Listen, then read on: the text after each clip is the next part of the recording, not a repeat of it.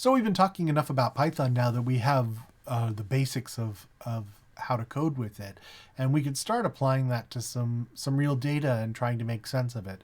And that means we need to find some data. So I'm going to take just a short section here and get away from actual Python code and talk about the stuff that we would be applying it to, the sorts of kinds of data there are out there, where you would get it, and what format it would be in before you got it in to do something else with it. One possibility is to go somewhere. This is a website called Kaggle that is quite popular, and it's a site that provides tools for those who are trying to learn how to use machine learning. And they have a whole bunch of different data sets that you can just download from their site. In this case, you actually go to the site, you download it, then you would have it on your machine, and you could kind of open it with Python and make sense of the data in it. This is structured data. In other words, it's usually formatted already. In some of these cases, the first one here is actually an SQL, a SQLite database dump. And so you could load that in as a database and treat it as a database. A bunch of these are CSV, comma separated version, which is kind of just a text file, but with commas separating out each of the columns. You now know how to kind of handle that. If you wanted to separate those into fields and make them into lists, you could bring them in using read lines.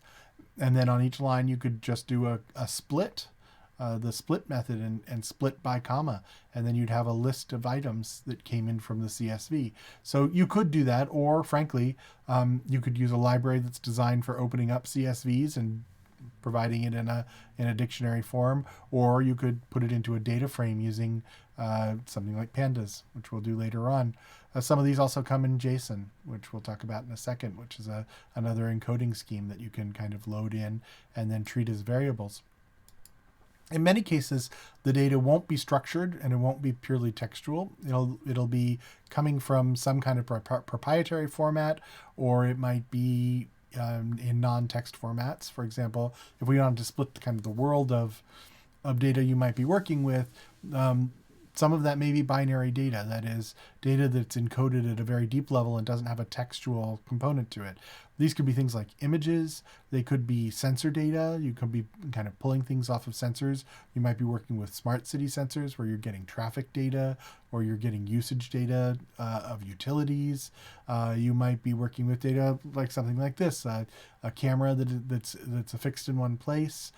You could be working with all kinds of relatively proprietary formats. Before I was a professor, so a lot of my work was trying to tie these together. I worked for a bank and I worked for a city government. In both those cases, a lot of the work I had to do was to take data from systems that weren't talking to each other and figure out how to make them talk to each other, at least at a minimal level. So, if I was working for a city government, I might need to deal with data that was being made available by the federal government and by state governments, but also by, the fire department, or by the police department, or by any of another dozen departments within the city, and kind of feed these all into a report. So a lot of it was that kind of assembling these data, and in many cases that what I've just described, most of those were textual data, but in some cases they were, financial reports or things like that were still largely in text. I don't think I had any that were really weird. No audio, no video that I had to kind of deal with. But now we might be doing that, right? We might be kind of bringing it together. A lot of what we're getting is from the web. How do you get that data? Well, one way to do it is to scrape the data from the web. What that means at a basic level is that you do what we just did. When I started out as a grad student, I was trying to pull data from the web easily, archive it, make sense of it.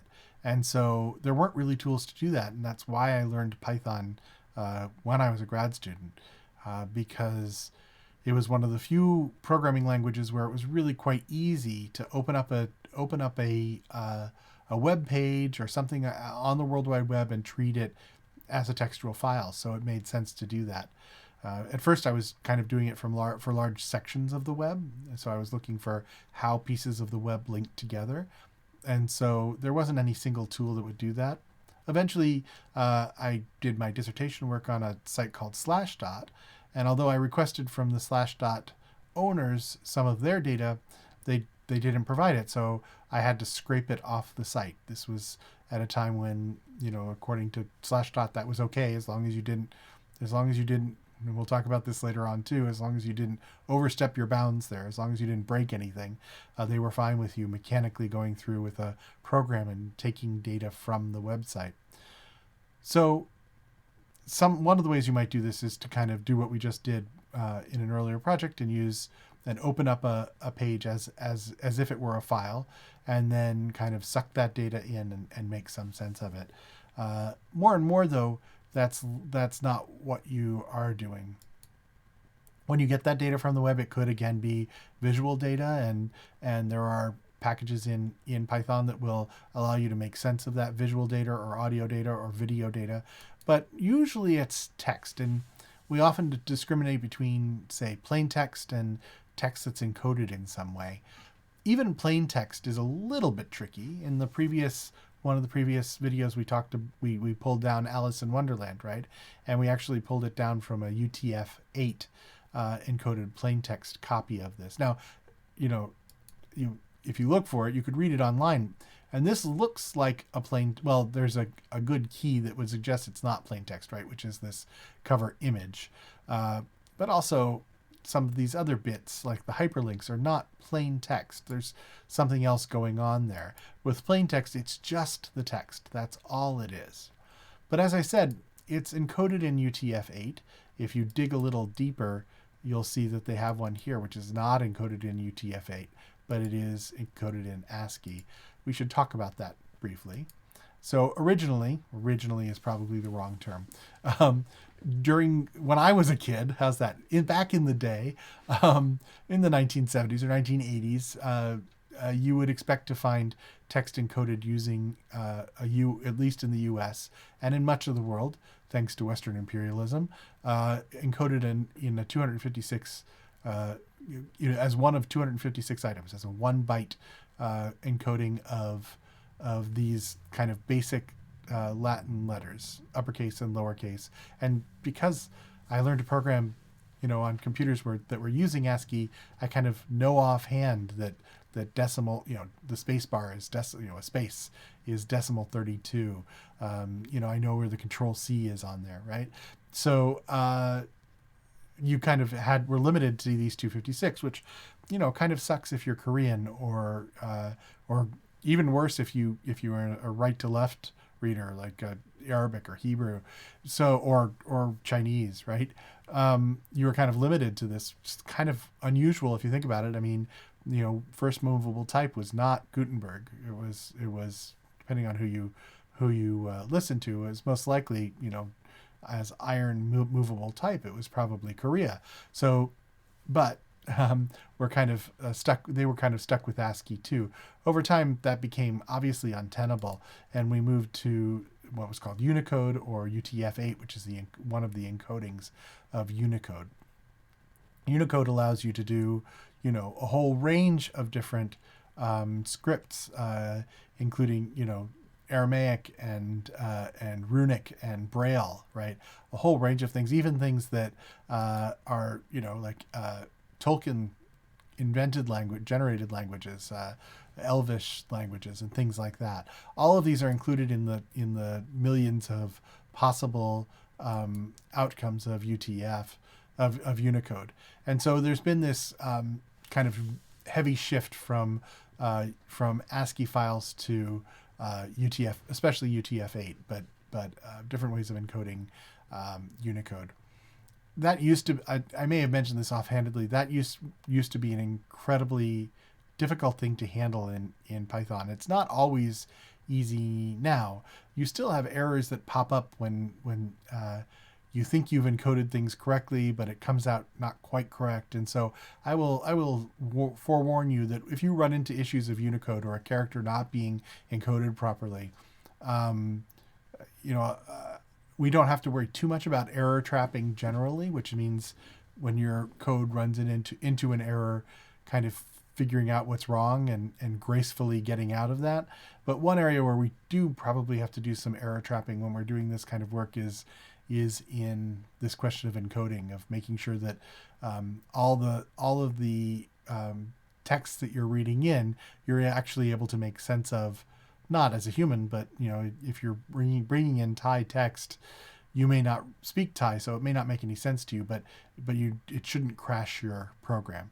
And as I said, that was a lot harder before. Some of the, not just for me, but for everybody, it's still kind of a pain at times, but I think that that it's handled a lot better now than it has been in the past. So when we say plain text, it's not that plain, right? So there's this issue of how the text itself is encoded. But beyond that, if I kind of look at a web page like this one, this is not plain text, obviously, and this is what makes up still a good proportion of what you find on the web. We've left aside Flash and things like that, which are proprietary formats and really difficult to deal with, mostly because as of now, Flash is officially dead. But something like this, we can take a look at the page source, which is what you will get if you download it, and this doesn't look anything like the other. And we should talk briefly about what makes up HTML. Ideally, you probably should learn a little HTML. If you're not a designer, you don't have to get into all of the details. And frankly, even if you decide to produce content for the web, it's not necessary to really dig into these details in many cases. But you should understand the basic structure of what HTML looks like. And what HTML looks like is a bunch of plain text. So this part right here about the IETF is plain text, right? But it's surrounded by a bunch of what are called tags. And in this case, the browser is coloring it for us so we can see what the tags are, because they're a little bit purplish. And this one says, for example, this is the beginning of a paragraph, the P tag. And as you go through, there are pieces here that say kind of what's there. And some of this is telling you sort of just in general what kind of text this is. For example, here's an unordered list, a UL, with a list item. And this is the list item. Here's the plain text that makes up the list item. And then if you look here, there's a link. So, and then there's the hyperlink part of the ahref, the anchor text. So to note here, each of these are tags. The li starts here, and somewhere along the end here, there's something that's a /li. So this is easier to see. Here's the beginning of the paragraph, which starts with P, and then talks all the way here and goes off the edge and comes back to here. And this is the close P. And so the text between these two tags, between the open P, which has no slash in it, and the close P, it kind of marks up that text. That's what the ML is in HTML, hypertext markup language. And so it marks it up. It says this stuff we should treat as a paragraph. And this thing up here we should treat as a heading too, right? So in some cases it's just a tag. In some cases there's other metadata in there about what the tag is. So this says, it just says it's a span. It doesn't tell you anything about it. But then it says it's part of this class of chunks of text called headlines. And this particular piece of it is one called history. So it kind of gives you more data that wouldn't be in the plain text that's about the text. So what do you do with that? Well, when I was worried about it early on, if you don't care about all this markup, if you're not going to be reading it as a human, you might not. If you're just doing textual analysis and this stuff, whether something is a title or not doesn't really matter, or rather a heading or not doesn't really matter to you, you could figure out a way to basically pull together the plain text and extract it and ignore all the stuff that's inside the tags. So maybe you just write a little routine that gets rid of everything that's between an open and a close of these. And you could actually think about a way you might do that. You could set up a loop that went through from the very first character to the very last character. And if it was, everything after one of these, it would ignore, and then it would start recording again when you got a close. When you got an open, it would ignore. And then when you got a close, you would start recording again and get history. When you got an open, it would ignore. When you got a close, you could do it that way, for example. Another way you could do it is you could use something called regular expressions, which we'll hit later, a way of kind of searching through things to match particular patterns, and you could extract it that way. I will tell you from personal experience, you could also I used regular expressions, for example, to look at something like this and extract all of the, well, this is Wikipedia, so you won't see very many of them, maybe towards the end. Whoops, not that far to the end. But all of the external hyperlinks. I was interested, again, in that early work on how things link together. And so I was looking for the way in which one page linked to another, so I could look for anything that followed an HTTP : / for example. That doesn't work perfectly, but it gets you pretty close. So I used regular expressions to do that. But these days, luckily, and this isn't even these days, Beautiful Soup has been around for a long time, but there are a number of libraries within Python that will parse the HTML for you. It will break it down to what's called, well, doesn't matter what it's called. We'll break it down into a structured tree-like structure that you can then extract material from. So it kind of makes it into a variable that you can make more sense out of. Or something like Beautiful Soup, which allows you to kind of, as it says, you can tell it to find all the links or find all the links of a particular kind. It does a lot of the heavy lifting for you, and we'll play a little bit with that later on as well. So there's these utilities that will help you take what looks to be plain text that, you know, if you might want to get the plain text out of it, that will help you handle the markup that's involved in extracting something from a regular HTML page. That said, often you don't need to scrape, or you don't want to scrape from a website. In fact, these days, more and more websites don't even allow you to scrape officially. In other words, they may have a restriction that says we don't allow you to use any kind of automatic scraping of the material on this site. That's more common than not these days. I was looking at a prediction market called Predictit that's actually run by a university, presumably for educational purposes, and it says very explicitly you're not allowed to scrape this site. Now, these are in the terms of service, and courts have upheld that terms of service are a form of contract. This is, however, is a hotly contested area. Under certain circumstances, it may be ethically grounded to violate those terms of service. In others, it may not. The Association of Computing Machinery has ethics guidelines now that have been updated fairly recently that suggest that you don't always have to ethically follow the terms of service. Legally may be a different question. You may find yourself in deep water legally if you do that. There's some movement there too about whether there is some kind of fair use that would suggest that for research purposes or for other purposes you can use it. If you're using it for commercial purposes, it becomes much more difficult still. So be aware of that. So it may be impossible or difficult or challenging in a range of different ways for you to scrape this data. It also, if the website changes in any way, you may find the way that you're scraping it doesn't catch up. So suddenly, whatever way you were scraping it is broken because you haven't actually agreed with the person that they should keep their site the way it is. And so that can be an issue as well. Some of those issues are addressed by something called an API. Now, APIs are much broader than for the web. There's APIs for all sorts of things. Application programming interface. It's a way that that programs can talk to each other. Especially on the web, this is sometimes referred to more broadly as the programmable web. That you have all of these different things out there, and if you could make them talk to each other, that would be pretty cool. So, for example, if I can grab something from AccuWeather's API, which will tell me what the weather is in my zip code at any one time, at any given time, right? Hour by hour. Maybe it can then talk to my smart house stuff and tell it to not turn on the sprinklers if rain is predicted tonight. So, that's a very simple example of kind of using an API both for AccuWeather and for my sprinkler system, and probably something standing in the middle that does that work. You may have run into IFTF. I've missed something in there. If this, then that. IFTTT. There we go.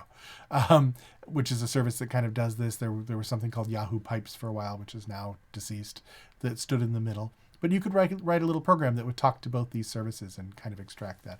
AccuWeather is actually one of the more popular APIs, but there's tons of APIs out there that interface with things like Slack that would allow you to post automatically to Slack, for example, not just suck data in, but also alter the systems directly. This is how Twitter bots are created. They might read tweets, but they also can respond to them in various ways. But there's also little tiny APIs. Here's an API called the Cocktail DB, which kind of provides you with a way of programmatically querying information about cocktails and their recipes and their ingredients and images of the cocktails and images of the ingredients. And it's a very tiny, you would imagine correctly that this is probably not a huge market or something that everyone would use in the way that AccuWeather would. Or, I mean, honestly, Google is probably the most used set of APIs, everything from Google Maps to, across the board. All of their services, like YouTube, all of these provide an API. And so translation, right? If you're using translation on a site somewhere, there's a good chance and they're using Google as the translation engine.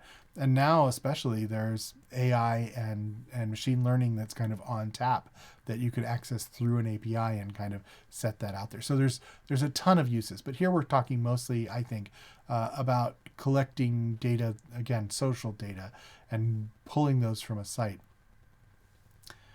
Why do companies do this? For one thing, they want to be able to figure out where it's going and control it. In some cases, they want to monetize it. So if you are a faculty member or a researcher in a university, or you're a graduate student, or you're a researcher in market research, for example, you probably want Twitter data, and you probably have to pay a great deal for it. So one of the things this allows them to do is monetize this kind of collection of data from the programmable web. That's one thing. For another, from the perspective of the person getting the data, it provides some structure that you don't have to assume or attach to it when you're scraping, right? So, one of the advantages to paying for Twitter data is you can just get a whole bunch of it, including data you can't get from the website itself. That's kind of metadata that's a little bit more hidden. And you can kind of pull all of that down in a way that would be very difficult to get from the website. So it gives you better access. It gives you access that's more structured. And it gives it to you in a way that hopefully is more usable to you in kind of lists and other ways that you don't have to assemble together on your own. So it comes with advantages and disadvantages. When they pass you the data, they can do it in any number of ways. For a while, the more popular way was in using something called, SOAP or XML, which is, if you look at it, looks probably a lot like what we were just talking about. That's because HTML is kind of an implementation of XML. It's a smaller version of XML. And so you'd get a schema that said what all the things were, and then you'd get these, the minuses are not actually part of the code. They're just part of the way we're reading it. But you would get, a part. Here's the ending of the part, and here's the ID of the part name, the total number of these available, and the price. Taking it from this XML file and putting it into, say, a Python dictionary, frankly, is not super challenging. But if you need to, there are modules that allow you to read XML and then produce a dictionary out of that.